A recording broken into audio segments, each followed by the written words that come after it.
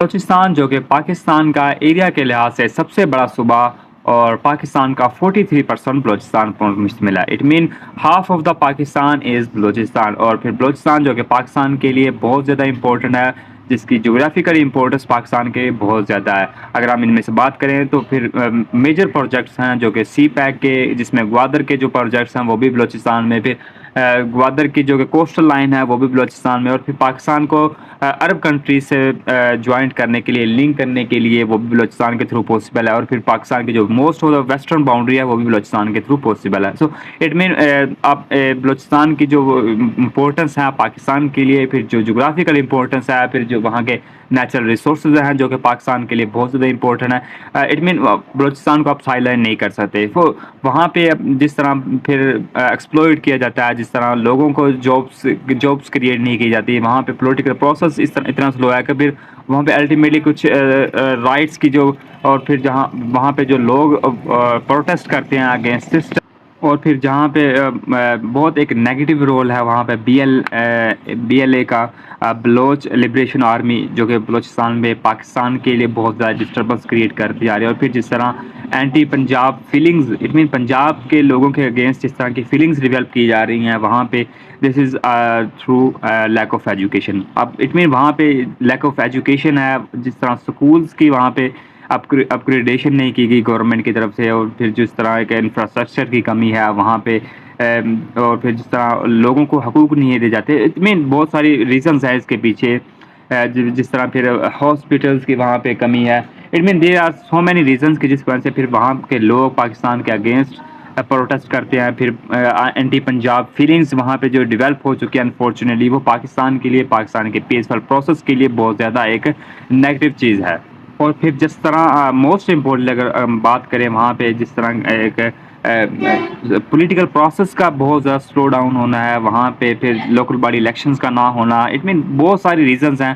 Most importantly the lack of leadership. وہاں پہ جس طرح کی لیڈرشپ اب جو کہ رول کر رہی ہے بلوچستان میں، پھر جس طرح ڈفرینس ہے between elite class and lower class, وہ بھی بہت زیادہ ایک ڈسٹربنس کریٹ کر رہا ہے عام لوگوں کے لیے، عام بلوچستان کے لوگوں کے لیے.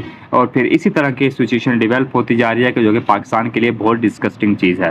And I think political process is the best answer to encounter all these events which are persisting in the Balochistan. So اب سیاسی پروسیس، پولیٹیکل پروسیس کو اب آگے بڑھنے دیں. وہاں پہ الیکشنز ریگنگ کا جو پرابلم ہے، جو کہ پاکستان پورے میں پرابلم آئی تھنک، پھر جس طرح لاسٹ الیکشن ان 2024 وہاں بھی امیجن کریں کہ فارم 45 اور فارم 47 کا جو ایشوز، وہ تمام تر چیزیں پاکستان میں الیکشن کے سلو ڈاؤن کے، پولیٹیکل پروسیس کے سلو ڈاؤن ہونے کی نشاندہی کرتی ہیں. سو وہاں پہ اگر ہم بات کریں لوگوں کو لیڈ کرنا دیں وہاں پہ، اٹ مین وہاں پہ جس طرح پھر کٹ پتلی جو لیڈرشپ ہے ان کو اپوائنٹ کیا جاتا ہے، کبھی بی اے پی، کبھی بی این پی، کبھی مینگل پارٹی. اٹ مین سو مین جو بھی بلوچستان کی پولیٹیکل پارٹیز ہیں وہ کبھی نہ کبھی کسی نہ کسی it mean face changes, it mean وہاں پہ وہی چیز ریوالو کر رہی ہے انہی کے درمیان.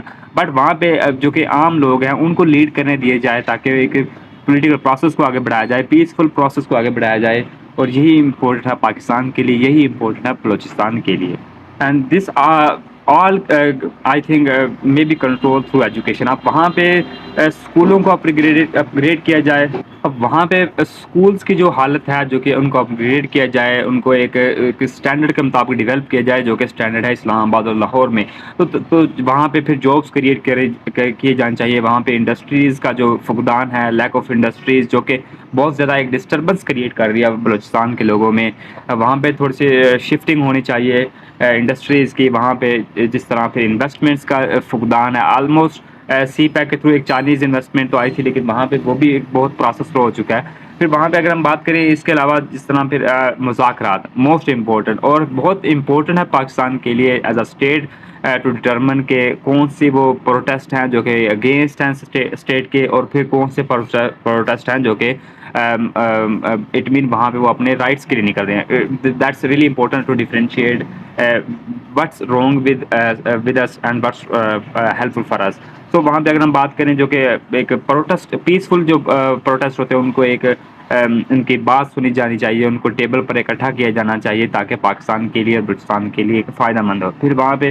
الیکشنز کو بہت امپورٹنٹ ہے. وہاں پہ صحت کا ایجوکیشن، ہیلتھ ایجوکیشن، بہت امپورٹنٹ ہے. دونوں ڈپارٹمنٹ بہت امپورٹنٹ ہے جو کہ بیسک پاکستان کے آئین کے مطابق بھی یہ بہت امپورٹنٹ چیز ہے, ایک بیسک چیز ہے جو کہ عام شہری کا ایک حق ہے, ہیلتھ اینڈ ایجوکیشن.